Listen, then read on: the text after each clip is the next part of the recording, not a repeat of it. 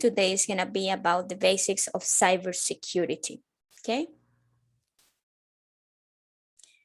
Today, we will cover the importance of creating strong passwords, using password managers, how to spot security risk online, how to recognize phishing and other scam tactics in the internet, as well as using VPNs to protect your internet use.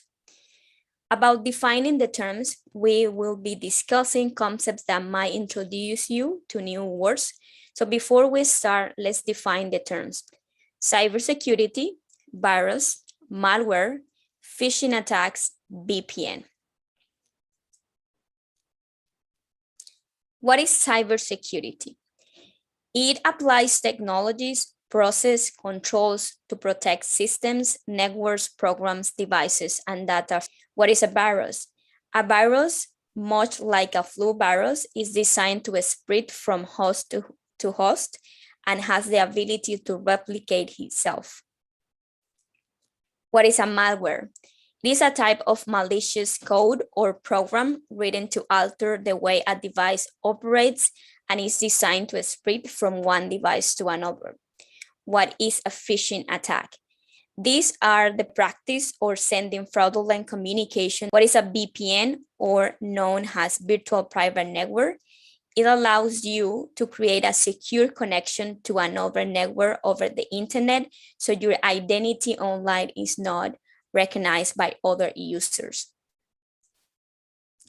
The importance of creating strong passwords. Passwords provide the first line of defense against unauthorized access to your electronic devices and personal information saved on them.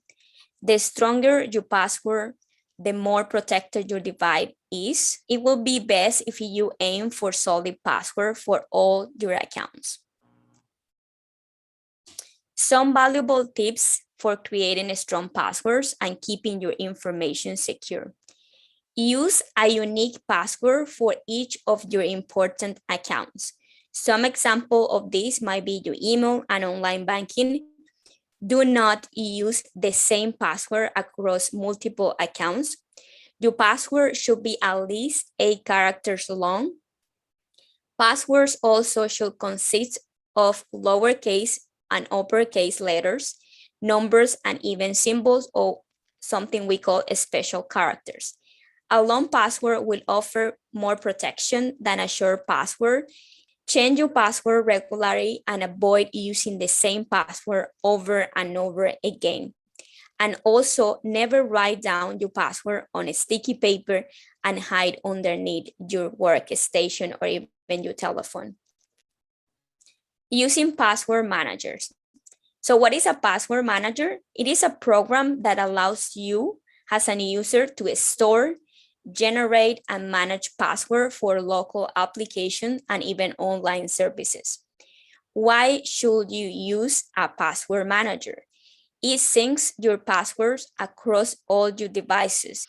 You can change your password easily as well, and it has the possibility to generate random unique passwords that are not as easy to decipher. It's convenient to autofill information that is not as easy for us to remember. Some of the top password managers that there is, 1Password is trusted by over 50 million users, and the price is $2.99 per month. There is also a free trial for up to 14 days. In that time, you can decide if that is something you can benefit from, or simply decide that you don't want to pay extra for this type of service. You have NordPass. It manages your passwords effortlessly and with a possibility to access not only a premium version, but also a free version. The premium account includes a 30-day money-back guarantee. And in case you are wondering why, it is because most of the people at the beginning of any premium account, they want to try what is the application or the service about. And if you feel that the service at some point is not what you were expecting, you can always decide not to take it. Also, another very top password manager is Norton. It's comprehensive for your device, including antivirus and also a VPN for your online privacy. How to spot security risk when you are browsing online. There is no doubt that you need to be careful online. As the World Wide Web has developed, cybernetics attacks are more common. Unfortunately, half of the time, we aren't even aware something is happening until it's too late. Scammers create fake websites which look official, requesting you to provide personal or financial information. For example, websites which offer to help you for a passport renewal or even renewing your driver's license. That might be something you want to check directly with the government agency, because normally they offer this type of service free and no charge. But if you go online and you see this kind of companies, they normally charge for you to use their services. Other thing that you have online, and it's very common, is computer viruses, right? And these are programs that spread from one computer to another or even small devices. So it's not only for computers, you can have virus also in your tablet or even in your mobile device, such as your phone.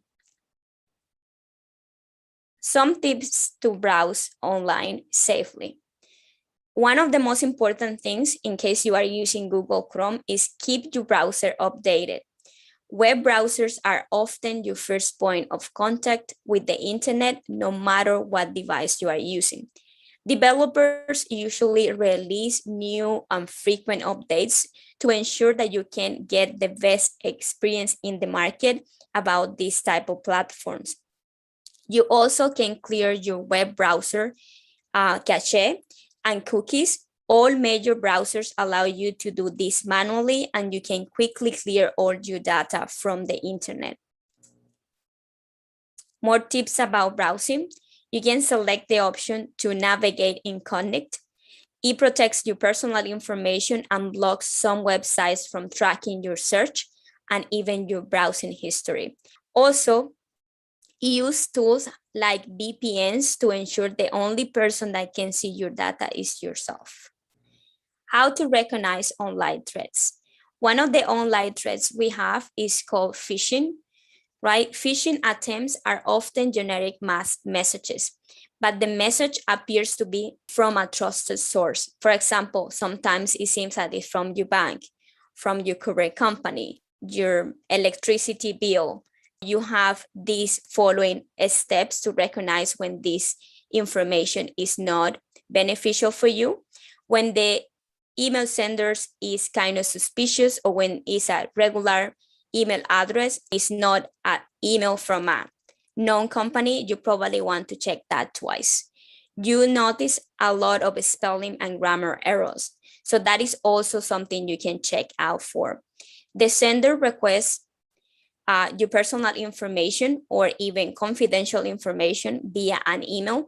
For all of us, we know that sending personal information, especially when it's our ID, our social security number, or password, that is not something you should give over a text or even an email. The sender also makes the event urgent, meaning you need to take action right away. When you actually don't, they don't give you time for you to think about what the proposition is. And also, something else to check, sometimes the offer they give to you sounds too good to be true. This is an example or a phishing email, right? It says that it's from PayPal. And it also say this is a response that require an action. So it says, we emailed you a little while ago to ask for your help to resolving an issue with your PayPal account. First thing that you need to keep in mind about this, if you never received an email before from this company, so you want to check out how they are saying to me that they have been trying to contact if I have never received an email from them before. So following with the email, it also say To help us with this and to see what you can and can't do with your account until the issue is resolved, log in to your account and go to the Resolution Center. So there is 2 links that they prompt you to touch or go to resolve this problem. So basically they want you to take action right now so your account is not disabled. But when you see links like this, it's not good to touch in them because normally they will prompt you to put personal information and even prompt you to do a payment. So that is an example or a phishing email. This is the reason why some of the companies are enabling at this point the 2-factor authentication. So when there is unusual activity, you will receive a message and you will be able to confirm whether that's you or not. So some things to keep in mind about when receiving this kind of phishing emails. Okay, I will move to the next step. So in the next step, we are gonna see how to recognize online threats such as scareware. Scareware is a fake antivirus software. It's called rogue security software. Some signs that could indicate a square infection are the following. When you try to surf the internet to authentic antivirus websites, you can get a hold of them. You see a lot of pop-up windows. A pop-up windows is this kind of tiny notification that show up for you when you are exploring things. And sometimes when you are being attacked by a scareware, closing those pop-up windows is very, very hard. Finally, the antivirus software you recently download is trying to persuade you into upgrading to a paid version of the program. If you are unsure whether you need this upgrade version or not, remember there is always the possibility to call the customer service and get more information about this. So this is an example of a squareware attack. So here is saying Apple iPad is infected with virus and immediate action is required. Continue and follow the instructions to fix your Apple iPad. Do not close this window. Exit at your own risk. So this is exactly what they want. They want to put fear on you. They want you to act immediately. And that is what you don't need to do. You need to remain calm at all times. If you cannot close a window, your last resource can be turning off your device. Notice how in this particular square, you don't see an X anywhere, right? There is no X for you to touch and actually be able to close that window. So you need to keep all these things in mind. So what is a VPN? Have you ever connected to a public Wi-Fi network and wonder if someone somewhere might be able to see your online activity? It is an entirely reasonable concern. However, with a virtual private network, VPN, you can protect your information from spying eyes and gain a measure of privacy online. How does a VPN work? When you switch on a VPN, it creates an encrypted tunnel between you and a remote server operated by the software. So this is a good example of how the software works. So for example, or continue with this particular part of cybersecurity, all your internet traffic is routed through this tunnel. So your data is secure from snooping eyes onward. Because your traffic exists, the VPN server hides your actual IP address, masking your identity and location. So reasons why you should use a VPN. The security on public Wi-Fi. There is 2 types of Wi-Fi. The Wi-Fi you have at home, that is considered a private Wi-Fi because you need a user and a password to be able to navigate. When you go outside your house, you use something is called public Wi-Fi. The public Wi-Fi usually don't have a password. That is where the danger is, meaning every user can access to that public Wi-Fi, no problem. And that is how people usually get affected by over cybernetic attacks when they use public Wi-Fi.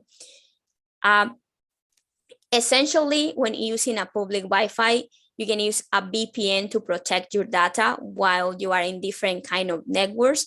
What it does is hide your browsing history, your banking information, your account password, and more. It's also easy to use. Each VPN company might offer a slightly different protection plans and have various capacities to protect other devices, not only your mobile or your computer. Sometimes you can associate at least 3 or 6 devices at the same time with the same VPN. The data privacy from the apps and services you use. So your ISP isn't the only potential liability that you have brought into your own home. Unfortunately, many of our favorite applications and internet services, such as social media platforms, have been called out for how they have used their users' data. Be aware that you need to verify their terms of privacy and conditions so you know exactly what they are sharing from you online. How does encryption work?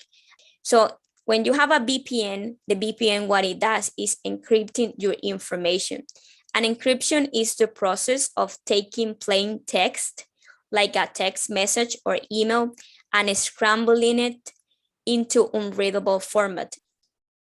And for those of you who might wonder, what is an IP address? So to use the internet, all connected devices must have a public IP address. An IP address allows devices or two devices, the sender and the recipient of internet communication, to find and exchange information with each other. The setup is similar to real-life address systems. For example, if you were to subscribe to a magazine, the magazine distributor, the sender, will need your address to send you anything. So you will be the recipient. For example, your copies. Without your address, the distributor wouldn't know where to send the magazine. That is how you find things online. Because agree with your search online, that is how your results come. The IP is usually this type of numbers. So we can go with the live demonstration now.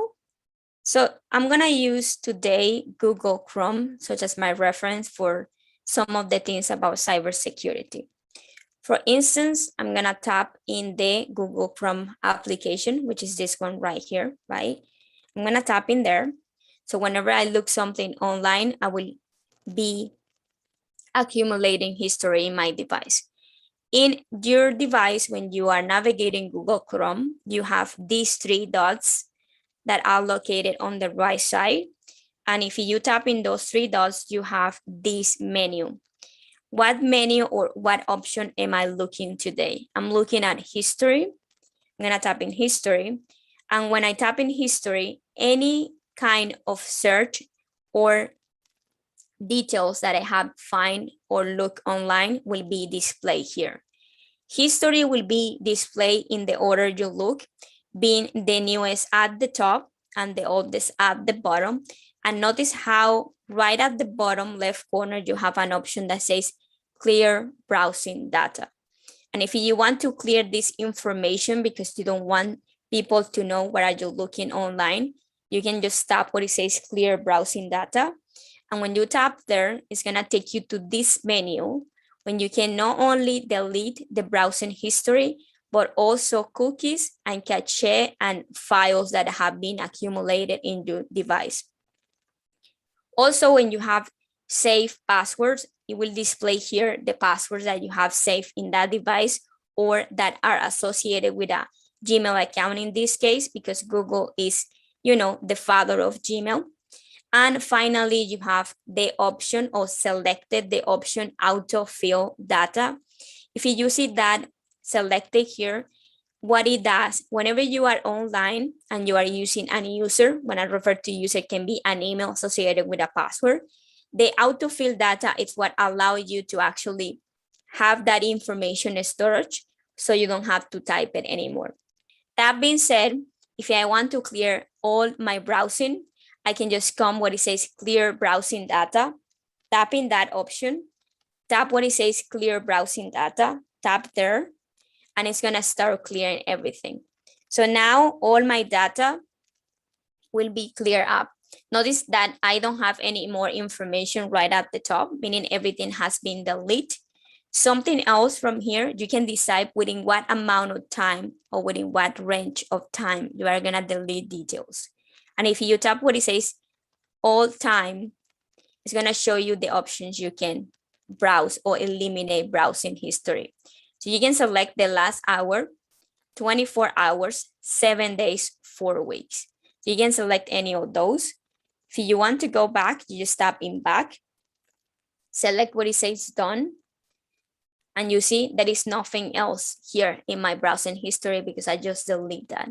I just select once more in done, and that is eliminated. So my browsing data is no longer there. Say, for example, that you are looking something in the internet, some things to have into consideration. So I'm gonna tap here, just an example, CyberSeniors, okay? And here is the result for CyberSeniors. When you are navigating online, something very good to keep in mind, especially when you are looking at a website, to know if that website is secure, make sure that you see that HTTPS at the beginning of the website. That is a good indication that the website is gonna be secure for you. I'm gonna tap in that website, and when I come to the website, I will see more details about this website if I put extra attention to it. You notice how beside the website, there is this tiny lock. It means that connection is secure. So say that instead of navigating as I just did, I can just select new in Connect tab. And what it does, I'm gonna tap in there, it's gonna create something similar to this. And it is gonna explain to you what happened when you use this mode. So what it says is you can browse privately and other people who use this device won't see your activity. Whoever downloads bookmarks and reading list items will be safe. And at the bottom, it will explain to you what things the in connect mode won't save. So it won't save your browsing history. It won't save cookies and site data, right? It won't save information entered in forms. If you want to see more details about that, whenever you see this kind of blue letters on the line, it means there is more information for you to know. And if you tap in there, usually it will explain to you what this is about, how it works, how it protects your security, how you are in control. So for instance, so I'm gonna type here how to know when a website is secure. I'm gonna tap in go from my keyboard, tap in there. And here is, I'm gonna tap in read more. And here is something I want to show you. About that log that you were seeing when we opened the CyberSeniors page. So if you see that log, it means the connection is secure. If instead of the log, you see a circle with an I inside, it means that information is not the most secure. You need to be careful when navigating in this kind of website. And if you see this icon that looks like a triangle with an exclamation mark inside, that is definitely a dangerous website. So you need to be careful about that because that is not gonna be something convenient for you. Also, within the same article, you will find, if you see the site's details and permission, select the icon, you will see a summary of how private Chrome thinks the connection is, what each security symbol means. And here at the bottom, you have more details about what each symbol represents. Something else that you have here when you come to Google and always go and explore the three little dots, you can tap in there and you have something is called settings. At the bottom, something is called content settings. And if you tap in there, it will also show a menu about the pop-ups. So the pop-ups is the medium, the scareware attacks use, so you can decide if you want to block up your pop-ups or not. This is another way you can protect online, right? And this is right here in this part as well. I'm in settings, okay? And if I want to go back to this, I'm gonna tap in done. And I'm going to the three dots, tapping the three dots. You are going to settings from the three dots, tap in settings, and you are gonna browse all the way to the bottom until you find privacy. Within privacy, I have clear browsing history and I have handoff, okay? If I want to go back, I just tap in settings one more time. And from this menu, I also have content settings. And I can decide when I can enable or disable the pop-ups in my device. Finally, something else you have here is very useful, and I forgot to mention before I went to privacy, is safety check. So for example, you can check for updates. So you need to make Chrome up to date in order for the application to be more secure for you. And here it will check if your Chrome needs an update. Also, it will check if any of your passwords are compromised because they are not secure.